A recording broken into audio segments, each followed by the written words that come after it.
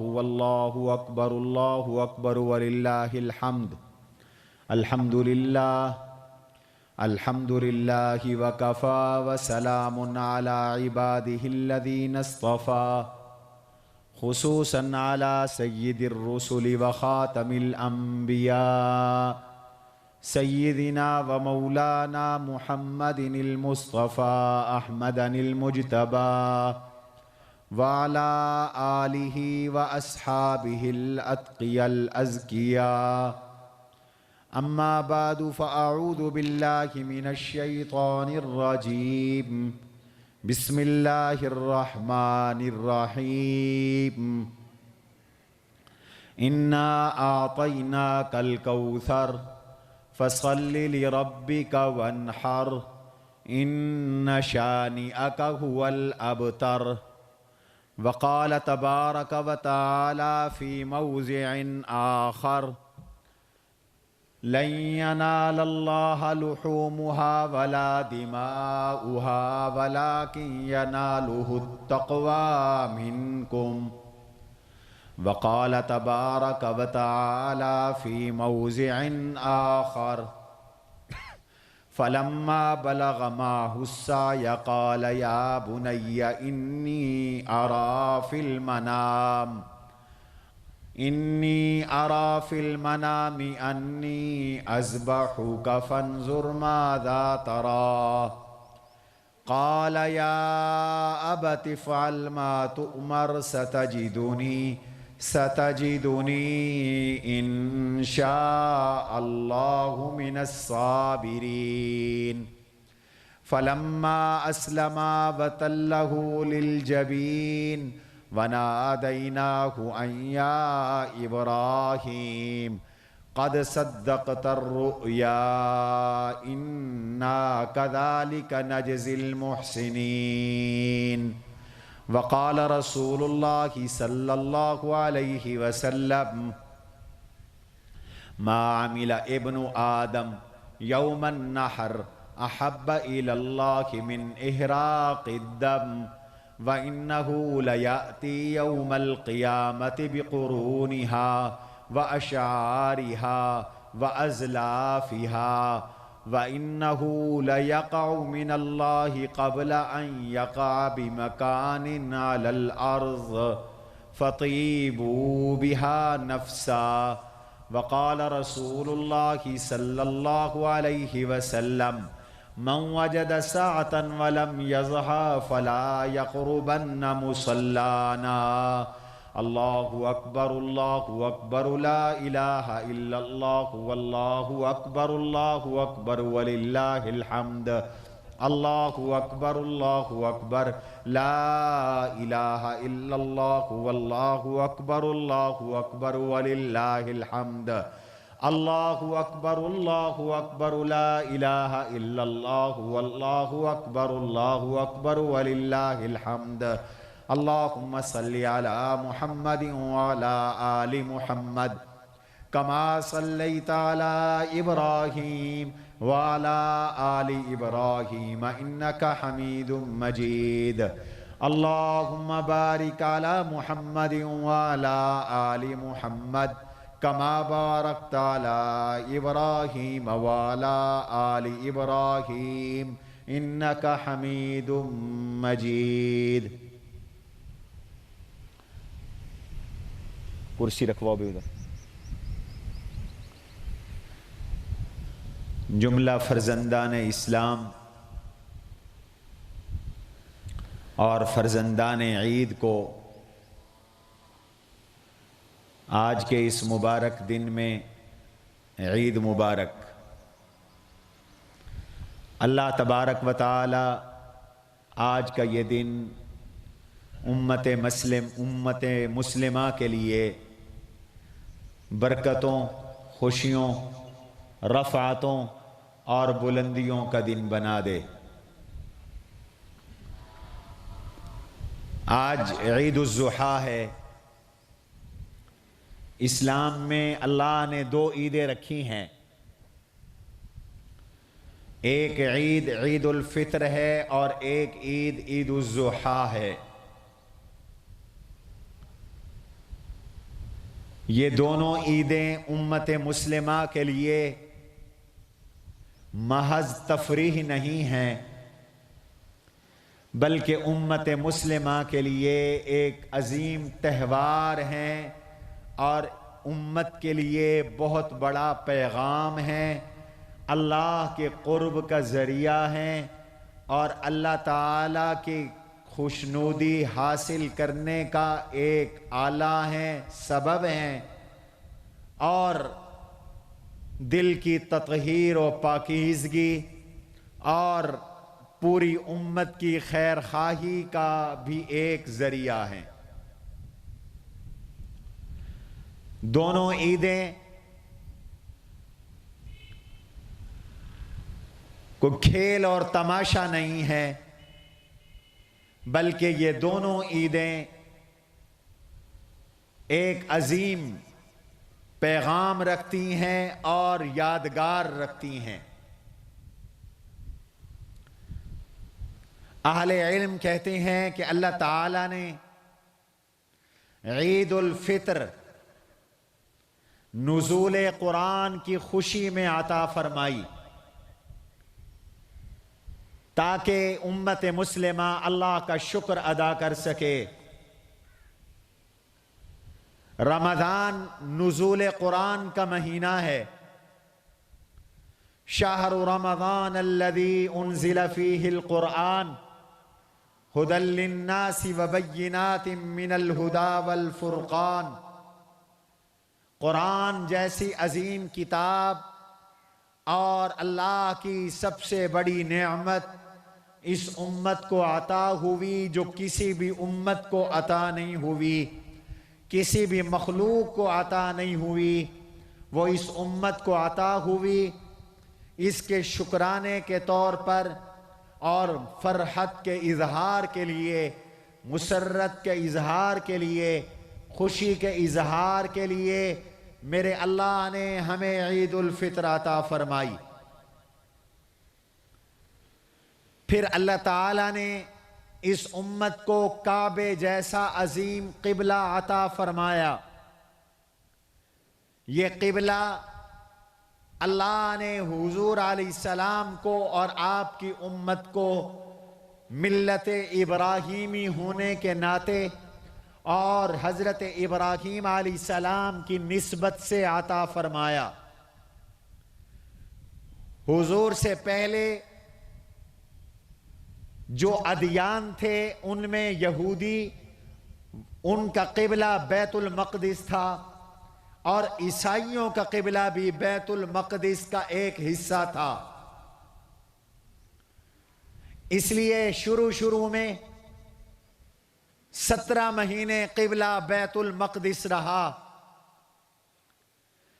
اس لیے کہا جاتا ہے کہ مدینہ منورہ میں بیت المقدس مسلمانوں کا قبلہ اول ہے، مسلمانوں کا پہلا قبلہ ہے، اور 17 مہینے اللہ کے نبی علیہ السلام کی یہ خواہش رہی کہ ہمارا قبلہ بھی وہ ہو جو بانی کعبہ حضرت ابراہیم علیہ السلام کا قبلہ تھا، جس کو حضرت ابراہیم علیہ السلام نے اپنے فرزند ارجمند دل بند حضرت سیدنا اسماعیل علی نبینا وعلیہ السلام کے ساتھ مل کر اپنے مبارک ہاتھوں سے تعمیر کیا تھا۔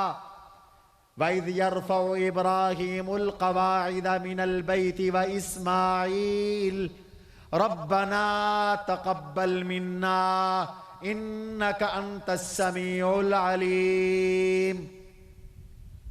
اللہ کے خلیل ابراہیم علیہ السلام معمار کا کام کر رہے ہیں اور حضرت اسماعیل علیہ السلام مزدور کا کام کر رہے ہیں، اور مقام ابراہیم کا پتھر گو اور لفٹ کا کام کر رہا ہے، اور حضرت ابراہیم علیہ السلام اپنے مبارک ہاتھوں سے اپنے دست اقدس سے پتھر جوڑتے جا رہے ہیں، اور اسماعیل علیہ السلام اٹھا کر یہ پتھر دیتے چلے جا رہے ہیں، اور جب ارادہ ہوتا ہے کہ اوپر ہو جائیں تو حضرت ابراہیم علیہ السلام کو پتھر، آٹومیٹک پتھر، آج کے اس دور کی جس کو لفٹ کہا جاتا ہے، جو برقی آلات کے ساتھ، جو بجلی کے ساتھ چلتی ہے، اس سے آج سے ہزاروں سال قبل اللہ نے ایک پتھر کے ذریعے ابراہیم علیہ السلام کو لفٹ عطا کر دی، جس کی کوئی تار نہیں تھی، کوئی انرجی نہیں تھی، کوئی بجلی نہیں تھی، کوئی پاور ہاؤس نہیں تھا، وہ اللہ کے بندے کے ارادے کے ساتھ چلتا تھا۔ اللہ کے بن جاؤ تو اللہ تعالی اپنی مخلوق کو یوں متوجہ فرماتے ہیں اور فرما بردار کر دیتے ہیں کہ پتھروں پہ بھی ارادہ چلتا ہے، پتھر اوپر ہو جاتا تھا۔ اور ابراہیم یہ پتھر لگا کر بیت اللہ کی دیوار تعمیر کر رہے تھے، اور پھر حجر اسود کا وہ مبارک پتھر جس کو اللہ کے نبی علیہ السلام نے ارشاد فرمایا وہ سفید رنگ کا تھا، جنت سے اترا تھا، اس ودت خطایا بنی آدم، اس پتھر کو انسانوں کے گناہوں نے سیاہ کر دیا، اس لیے کہ گناہ سیاہی کا نام ہے، گناہ ظلمت کا نام ہے، گناہ تاریکی کا نام ہے، گناہ اعمال نامے اور دل کے کالے ہو جانے کا نام ہے۔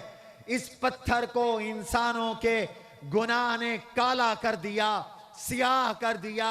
اس پتھر کو ابراہیم علیہ السلام اپنے دست اقدس سے رکھ رہے تھے، اور کعبہ تعمیر ہو گیا۔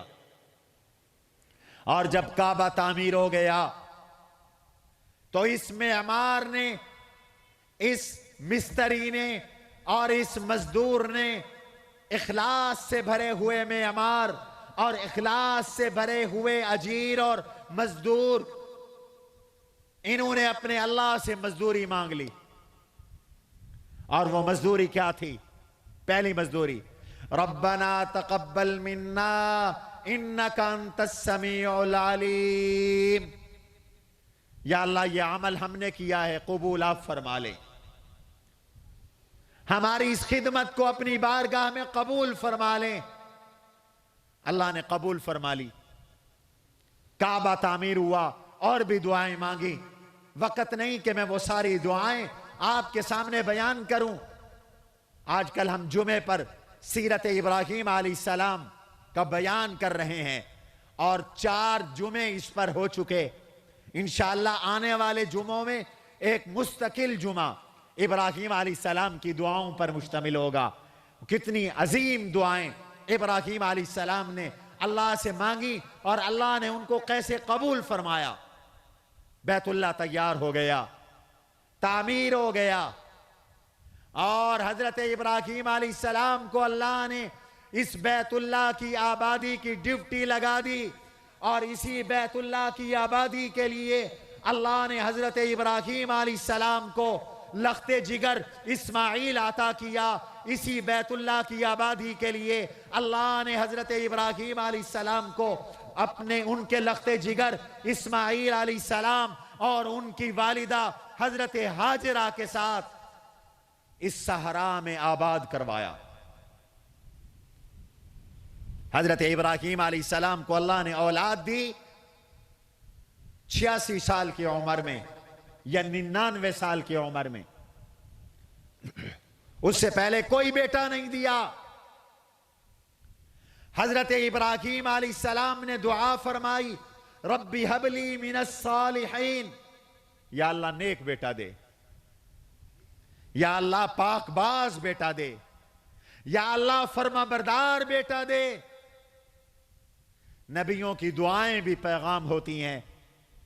جب اللہ سے اولاد مانگو اور بیٹا مانگو تو وہ بیٹا مانگو، وہ اولاد مانگو جو آنکھوں کی ٹھنڈک ہو، جو نیک ہو، صالح ہو، دنیا آخرت میں نیک نامی کا ذریعہ ہو، دنیا آخرت میں آپ کا سہارا ہو، دنیا آخرت میں آپ کے لیے مددگار ہو۔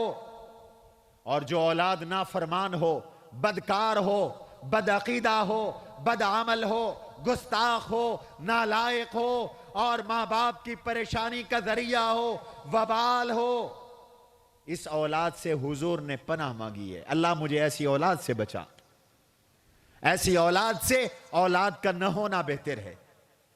حضور دعا فرماتے ہیں اللہم انی اعوذ بک من ولد یکون علی وبالا۔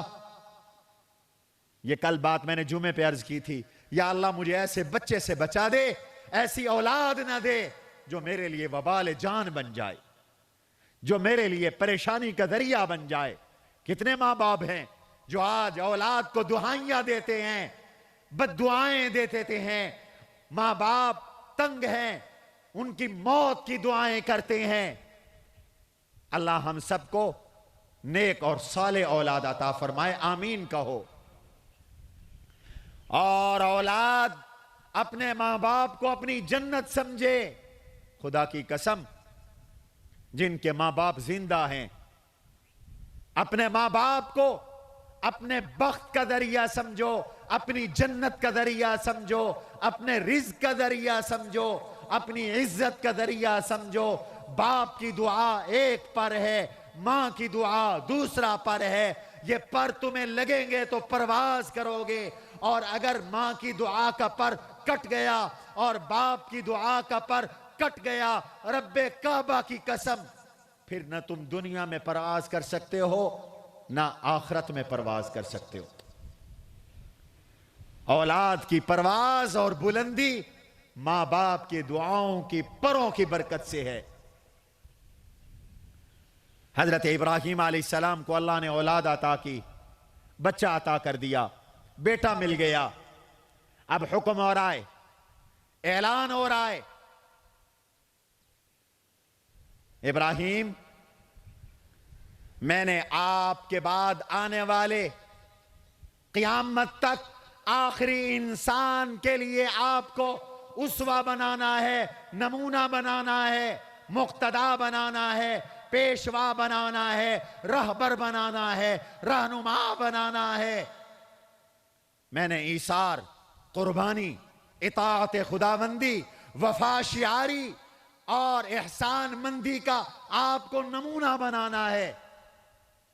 میرے حکم پر آپ نے وطن چھوڑا، میرے حکم پر آپ نے ماں باپ کو چھوڑا، رشتہ داروں کو چھوڑا، میرے حکم پر بت توڑے، میرے حکم پر آگ کے چیخے میں چلے گئے۔ اب میرا حکم ہے، اپنی اس بیوی کو، اکلوتے بیٹے کو ساتھ لو اور میرے گھر کے پاس جنگل میں جا کے چھوڑ آؤ، جہاں پر ابھی تک کوئی گھر نہیں، کوئی انسان تو انسان، وہاں جانور بھی کوئی نہیں، پرندہ بھی کوئی نہیں، چھوڑاؤ وہاں جا کر۔ ابراہیم علیہ السلام کی ملت کا پیغام یہ ہے کہ اللہ کے حکم پر چون و چرا نہ کرو۔ کیوں مت کہو، کیوں کہنا شیطان کا کام ہے۔ آنکھ بند کر کے اللہ کے حکم کو قبول کرنا، نبی کے ارشاد کو قبول کرنا، یہ مسلمان کا کام ہے۔ آج ہماری نئی نسل کو کیوں سکھایا جا رہا ہے؟ کیوں نماز، کیوں روزہ، کیوں کہتے ہیں قربانی، کیوں پیسے کیوں نہیں، صدقہ کیوں نہیں، خیرات کیوں نہیں، قربانی کیوں، حج کیوں؟ یہ کیوں شیطان نے کہا تھا، اسی کیوں نے شیطان کو برباد کر دیا۔ اللہ نے کہا شیطان سجدہ کر، اس نے کہا کیوں؟ انا خیر منہ خلقتنی من نار وخلقتہ من طین۔ کیوں سجدہ کروں؟ آگ اوپر مٹی نیچے، میں آگ سے بنا، یہ مٹی سے بنا، کیوں سجدہ کروں؟ کیوں کہا؟ تو جواب ہے فخرج فإنک رجیم، دفع ہو جا، نکل جا، تو راندہ درگاہ ہے، نکل جا۔ اللہ کے حکم کے آگے کیوں نہیں چلتا؟ نبیوں کا طریقہ یہی ہے۔ اذ قال له ربه اسلم قال اسلمت لرب العالمین۔ نبیوں کا طریقہ یہ ہے، وہ کہتا جائے تو مانتا چلا جا، وہ مانگتا چلا جائے تو دیتا چلا جا، وہ حکم دیتا چلا جائے تو قبول کرتا چلا جا۔ بندے کو بندگی جچتی ہے، بندے کو تسلیم جچتا ہے، بندے کو رضا جچتی ہے، بندے کو اطاعت جچتی ہے، بندے کو عاجزی جچتی ہے، بندے کو جھکنا جچتا ہے، تکبر رب کو جچتا ہے، حکم دینا اس کو جچتا ہے، اور ماننا بندے کو جچتا ہے۔ چوں اور چرا، کیوں اور کیسے، یہ بندے کو نہیں جچتا۔ عید کا پیغام ہے، اس کے حکم پر سر تسلیم خم کر دو، جھک جاؤ، مان جاؤ، تسلیم کرو۔ نہیں کہا ابراہیم نے کیوں جاؤں، میری بیوی کھائے گی کہاں سے، 86 سال کے بعد مجھے بیٹا ملا، وہاں تو پانی نہیں، دکان نہیں، ہوٹل نہیں، ریسٹورنٹ نہیں، آبادی نہیں، محلہ نہیں، ویرانہ ہے، جنگل ہے، بیابان ہے، میرا بیٹا زندہ کیسے رہے گا؟ نہیں کہا، اس لیے کہ جانتے تھے جو بھیج رہا ہے وہی بچانے والا ہے، جو بھیج رہا ہے وہی کھلانے والا ہے، جو بھیج رہا ہے وہی پلانے والا ہے، وہ جانے، اس کی مخلوق جانے۔ سمجھ رہے تھے نا؟ چلے گئے، وہاں جا کر زمزم کے کنویں کے پاس، ابھی زمزم بھی نہیں تھا، بیوی کو اور بچے کو بٹھا دیا۔ بخاری کی روایت ہے، ایک تھیلے میں کھجوریں تھیں، مشکیزے میں تھوڑا سا پانی تھا، ٹیلے کے پاس رکھ کر جانے لگے۔ پیچھے سے سیدہ ہاجرہ پکار رہی ہیں، ابراہیم اس ویرانے میں کہاں چھوڑ کے جا رہے ہو؟ خاموش ہے، پھر پکارا، خاموش ہیں، پھر پکارا، خاموش ہیں۔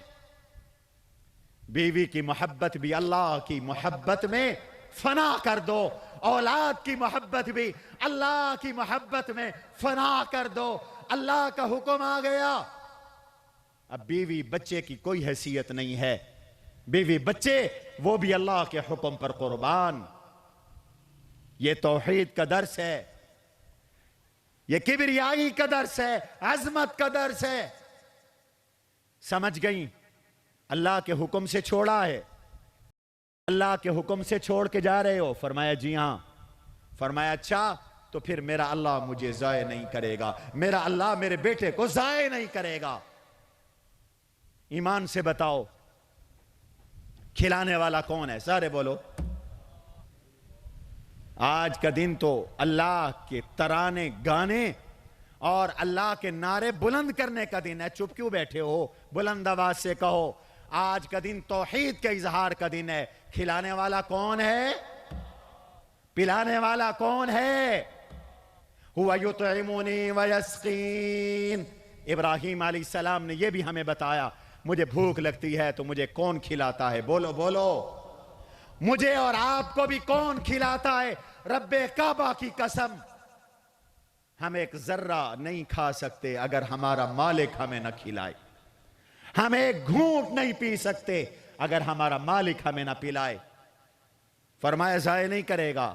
چلے گئے، اور جب سنیہ پہ پہنچے دعا کے لیے ہاتھ اٹھا دیے، رب انی اسکنت من ذریتی بواد غیر ذی زرع عند بیتک المحرم ربنا لیقیموا الصلاة فاجعل افئدة من الناس تہوی الیہم وارزقہم من الثمرات لعلہم یشکرون۔ دعا کی، اللہ تیرے سہارے اپنے بچے کو اور بیوی کو چھوڑ کے جا رہا ہوں، تیرے سہارے چھوڑ کے جا رہا ہوں، تیرے بننے والے گھر کے پڑوس میں چھوڑ کے جا رہا ہوں۔ اللہ تیرے گھر کے پڑوس میں اس لیے تو چھوڑ کے جا رہا ہوں، لیقیموا الصلاۃ، یہ نماز قائم کریں گے۔ شیرآباد کے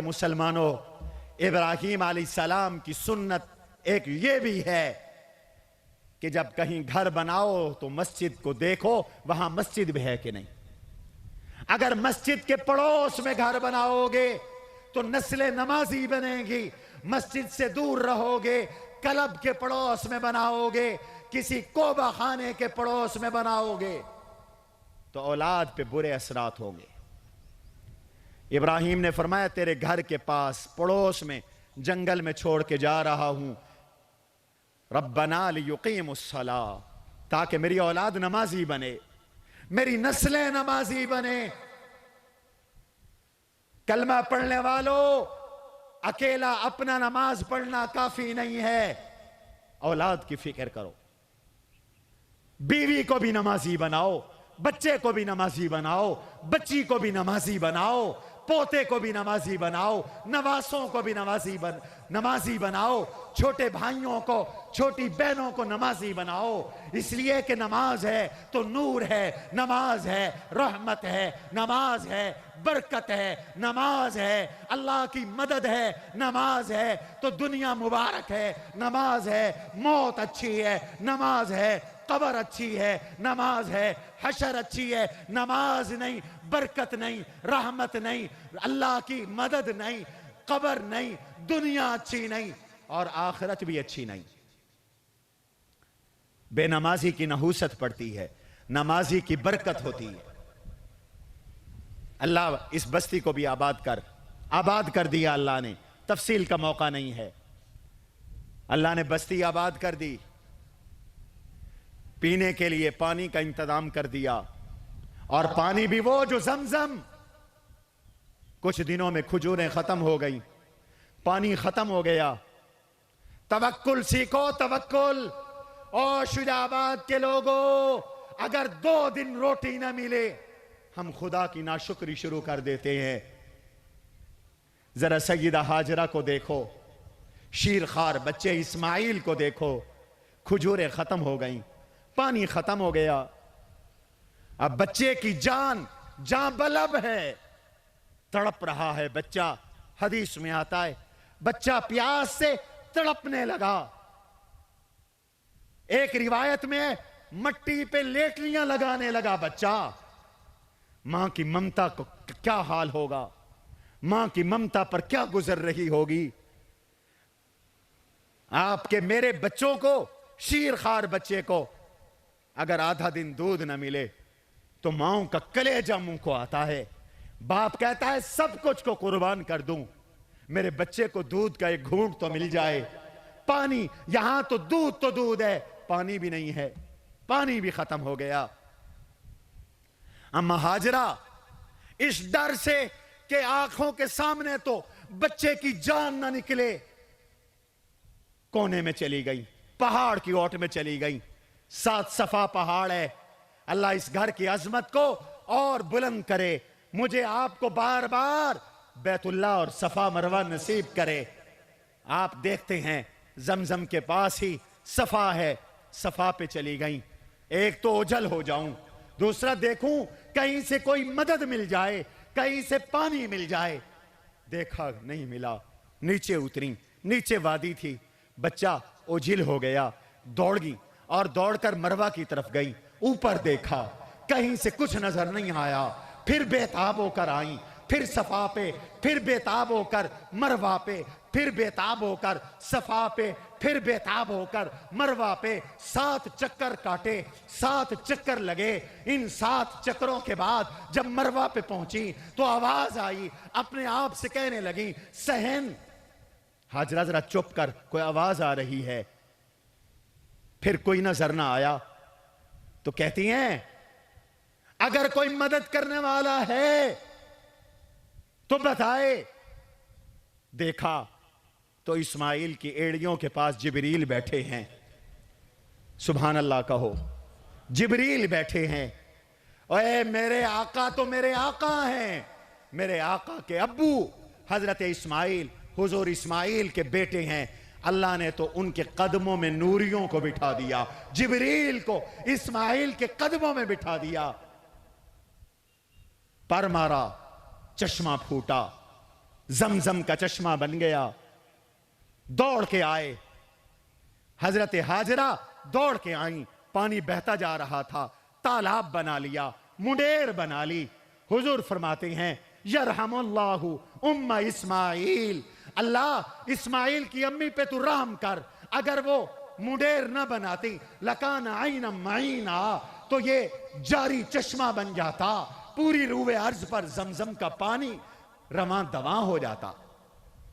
پانی کو روک لیا، فرمایا زمزم ٹھہر جا، ٹھہر جا، پانی کی کیا مجال، اللہ کی ولیہ، نبی کی حرم، ام المومنین کا حکم ہو، صبر، شکر، رضا اور تسلیم والی خاتون کا حکم ہو اور وہ قبول نہ کرے، کیسے ہو سکتا تھا؟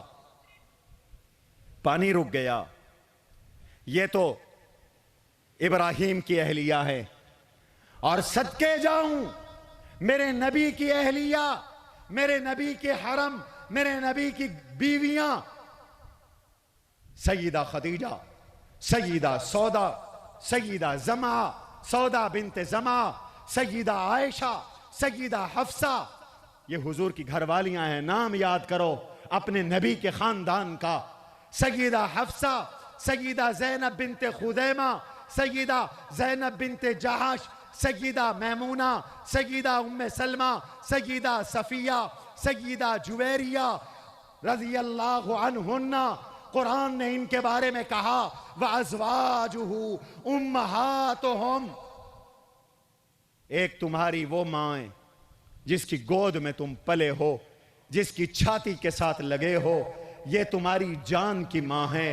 ایک وہ ماں ہے جو تمہاری ایمان کی مائیں ہیں، فرمایا میرے نبی کی گھر والیاں یہ تمہاری روحانی مائیں ہیں، یہ تمہاری ایمان کی مائیں ہیں۔ وَأَزْوَاجُهُ أُمَّهَاتُهُمْ، یہ تمہاری مائیں ہیں۔ اور حلالی پتر ماؤں کی تعظیم کرتے ہیں، حلالی بیٹے ماؤں کا احترام کرتے ہیں۔ کرتے ہو کہ نہیں کرتے؟ اونچا بولو، اونچا بولو۔ آج کیسا دور آیا کہ پاکستان میں غیر ملکی گماشتے اعلانیہ کہتے ہیں ہم عائشہ کو نہیں مانتے،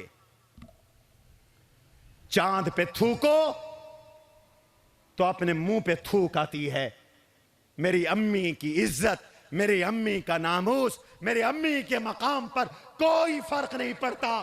آج کا کوئی میراثی، کوئی چرسی، کوئی بھنگی، کوئی کالا میری امی کو کتے کی طرح بھونکتا رہے، میرے اللہ کا قرآن، میرے اللہ کی کتاب کی 18 آیتیں امی عائشہ کی برات، امی عائشہ کی طہارت، امی عائشہ کی عظمت، امی عائشہ کی حرمت، امی عائشہ کے ناموس کی گواہی دے رہی ہیں، اور قرآن چیخ چیخ کے کہہ رہا ہے اولئک مبرؤون مما یقولون۔ قرآن چیخ چیخ کے کہہ رہا ہے ھذا افک مبین۔ قرآن چیخ چیخ کے کہہ رہا ہے الطیبات للطیبین والطیبون للطیبات۔ قرآن کہہ رہا ہے الخبیثات للخبیثین والخبیثون للخبیثات۔ نبی بھی پاک، عائشہ بھی پاک، نبی بھی پاک، حفصہ بھی پاک، نبی بھی پاک، خدیجہ بھی پاک، نبی بھی پاک، نبی کی گھر والیاں بھی پاک، شوہر پاک، بیوی پاک۔ شوہر گندے، بیویاں گندی۔ عائشہ کا شوہر تو 2 جہاں کا سردار ہے، آمنہ کا لال ہے۔ پنجاب اسمبلی نے ایک بل منظور کیا ہے، تحفظ بنیاد اسلام بل۔ اس میں کہا گیا کہ حضور کو خاتم النبیین لکھو، اس میں کہا گیا کہ امی عائشہ کے ساتھ، اہل بیت کے ساتھ، صحابہ کے ساتھ رضی اللہ عنہ لکھو، عنہا لکھو، اور خلفائے راشدین کے نام ابو بکر کے ساتھ، عمر کے ساتھ، عثمان کے ساتھ، علی کے ساتھ خلیفہ راشد لکھو۔ پاکستان میں کچھ لوگوں کے پیٹ میں مروڑ اٹھی اور انہوں نے اعلانیہ بک بک کی۔ انہوں نے کہا ہم ابو بکر کو خلیفہ راشد نہیں مانتے، نعوذ باللہ، ہم عمر کو خلیفہ راشد نہیں مانتے، ہم عثمان کو خلیفہ راشد نہیں مانتے، ہم علی کو خلیفہ راشد نہیں مانتے، ہم عائشہ کو سچا نہیں مانتے، ہم صحابی کے ساتھ رضی اللہ عنہ نہیں لکھتے۔ ہائے زمین نہیں پھٹی، آسمان نہیں گرا، پاکستان کا قانون حرکت میں نہیں آیا، نیشنل ایکشن پلان دفن ہو گیا، ادارے ختم ہو گئے۔ آج نبی کے حرم پر اعلانیہ بک بک ہو رہی، حکومت نے بل روک لیا، گورنر نے دستخط کرنے سے انکار کر دیا۔ کل دن قیامت کا ہوگا، عمران خان، عثمان بزدار، اگر یہ بل واپس لیا تو امی عائشہ کا ہاتھ ہوگا اور تمہارا گریبان ہوگا، اور فرشتے گھسیٹ کر تمہیں فرعون کے ساتھ، ابو جہل کے ساتھ، عبداللہ بن سبا جس نے عائشہ پہ تہمت لگائی ان کے ساتھ نہ ڈالے تو ہمارا نام بھی بدل دینا۔ آج جو کہے نبی کو نہیں مانتا تم اس کے ساتھ کھڑے ہوگے، آج جو کہے میں ابو بکر عمر کو نہیں مانتا تم ان کے ساتھ کھڑے ہوگے۔ عید کے اس اجتماع میں ہم احتجاج کرتے ہیں اور ہم مطالبہ کرتے ہیں کہ اس بل کو قانون بناؤ۔ بنانا چاہیے کہ نہیں؟ آپ ہاتھ کھڑا کر کے کہیں قانون بناؤ۔ بات ختم کرتا ہوں۔ حضرت اسماعیل علیہ السلام کو اللہ نے یہاں پالا پوشا اور پھر یہاں بیت اللہ آباد ہو گیا۔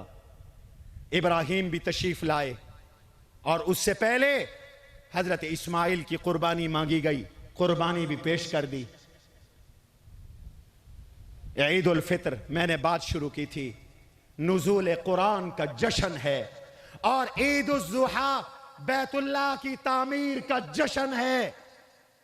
ہم آج جشن منا رہے ہیں۔ اللہ نے ہمیں بیت اللہ جیسا کعبہ عطا کیا، اللہ نے ہمیں مکہ مکرمہ میں کعبے جیسا قبلہ عطا کیا، اور پھر ابراہیم علیہ السلام سے قربانی مانگی، آپ نے بیٹے کی قربانی دی۔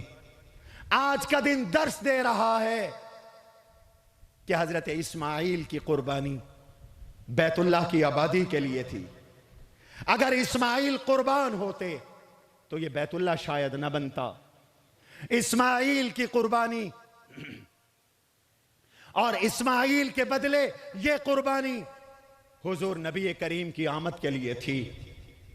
باپ نہ ہو تو بیٹا کہاں سے آیا کرتا ہے؟ چھری نہیں چلی کیسے چلتی؟ اسماعیل کی رگوں میں حضور کا خون تھا، میرے آقا کا خون تھا، میرے آقا نے آنا تھا، چھری کیسے چلتی؟ یہ دین آنا تھا، یہ قرآن آنا تھا، اس لیے چھری نہیں چلی۔ آج کا دن پیغام ہے، بڑی سے بڑی شخصیت وہ اللہ کے حکم کے آگے سر جھکا دے۔ ابراہیم نے سر جھکا دیا۔ آج کے دن کا پیغام ہے، جان دی ہوئی اسی کی تھی، حق تو یہ ہے کہ حق ادا نہ ہوا۔ میری جان آپ کی جان، میری نہیں، آپ کی نہیں، یہ اللہ کی ہے۔ ہمارا جینا اور مرنا اللہ کے لیے ہے۔ قل ان صلاتي ونسكي ومحياي ومماتي لله رب العالمين لا شريك له لا شريك له لا شريك له۔ ہماری زندگی اور موت کا مالک وہ ہے جس کا کوئی شریک نہیں ہے۔ ہماری قربانیاں بھی اسی کے لیے ہیں۔ یہ بعد میں آنے والے حضرات اب آگے آ جائیں، اس طرف جگہ خالی ہے۔ یہ دو ساتھی ذرا رہنمائی کر دیں، آگے آ جائیں، آگے یہاں سے نہ مڑیں، آگے آ جائیں، ذرا اس دار الحدیث کے آگے سے آ جائیں، جزاکم اللہ۔ یہ جو حضرات آپ آگے صفحے بنا لیں، صفحے پوری ہوں۔ اللہ تعالیٰ آج کے دن کو ہمارے لیے مبارک فرمائے۔ یاد رکھیے آج کے دن کی سب سے بڑی نیکی قربانی کرنا ہے۔ حضور نے فرمایا کہ جب تم قربانی کرتے ہو ابھی خون کا قطرہ زمین پہ نہیں گرتا، اللہ پہلے قبول فرما لیتے ہیں۔ سبحان اللہ کہو۔ حضور نے فرمایا یہ جو تمہارے قربانی کے جانور ہیں جیسے بے عیب ذبح کرتے ہو، قیامت میں بے عیب پیش ہوں گے۔ اور علماء کہتے ہیں ہر آدمی کی طرف سے، قربانی کرنے والے کی طرف سے یہ جانور فدیہ بن جائے گا۔ اس لیے حکم دیا بال بھی نہ کاٹو، حجامت بھی نہ کرو جب تک قربانی نہ کرو، ناخن بھی نہ کاٹو، تاکہ جانور کے ناخن کے بدلے تمہارے ناخن دوزخ سے آزاد ہوں، جانور کے بالوں کے بدلے تمہارے بال دوزخ سے آزاد ہوں، اور جانور کے جسم کے بدلے تمہارا جسم دوزخ سے آزاد ہو۔ اللہ قبول فرما لے۔ بس ہم نماز عید پڑھنے لگے ہیں، لیکن یاد رکھو حضور صلی اللہ تعالیٰ علیہ وسلم کی سنتیں ہیں۔ عید کے موقع پر میں نماز عید کا طریقہ بتاتا ہوں، ان میں ایک سنت یہ ہے کہ آتے ہوئے تکبیر پڑھتے ہوئے آؤ، جاتے ہوئے تکبیر پڑھتے ہوئے جاؤ، اور تکبیر گونج کے ساتھ پڑھو، دیوانوں کی طرح پڑھو، رب کے مستانے بن کے پڑھو، جیسے عاشق دیوانوں کی طرح اپنی محبوبہ کا نام لیتا ہے، تم اللہ کا دیوانوں کی طرح نام لو اور پڑھو میرے ساتھ مل کر، وہ خوش ہو جاتا ہے۔ اللہ اکبر، اللہ اکبر، لا الہ الا اللہ، اللہ اکبر، اللہ اکبر وللہ الحمد۔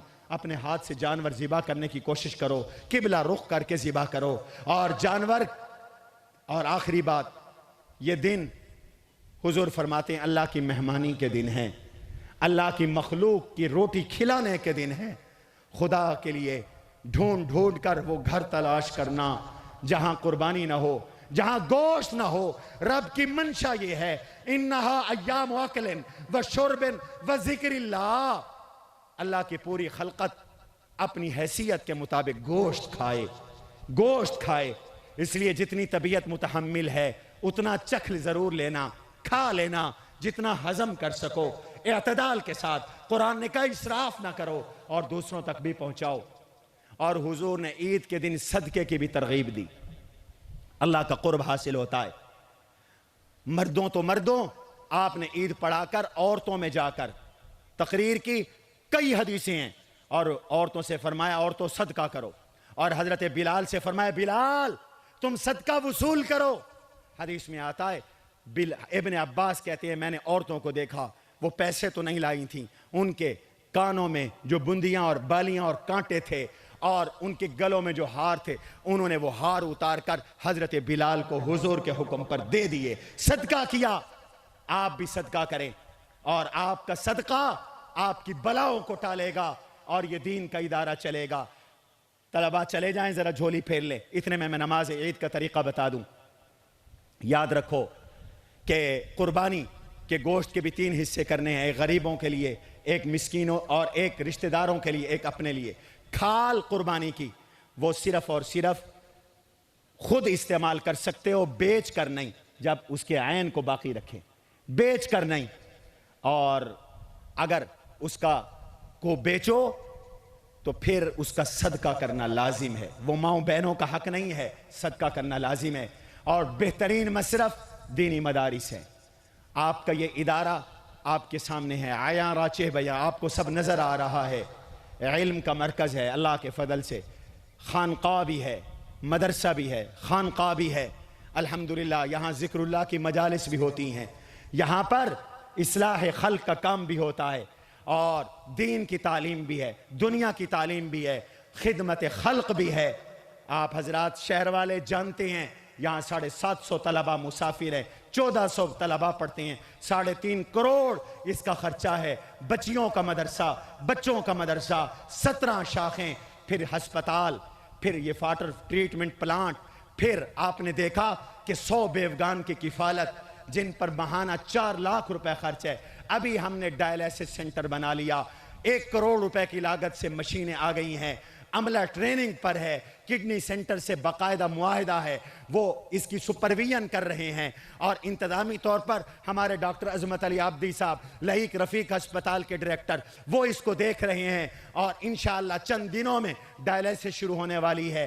1 مہینے کے ڈائلیسس کا خرچہ صرف ڈائلیسس کا 12 لاکھ روپے ہے، اور یہ لوگوں کی جانیں بچانے کا عمل ہے۔